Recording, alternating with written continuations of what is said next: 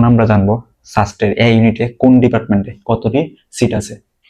তো সিএসসি ডিপার্টমেন্টে সিট আছে 100টি, ট্রিপলি ডিপার্টমেন্টে 50টি, মেকানিক্যালে 35টি, সিএফই ডিপার্টমেন্টে 50টি, ফরেস্ট্রি ডিপার্টমেন্টে আছে 55টি সিট, তারপর এফইটি ডিপার্টমেন্টে 40টি, জিবি ডিপার্টমেন্টে 35টি সিট আছে।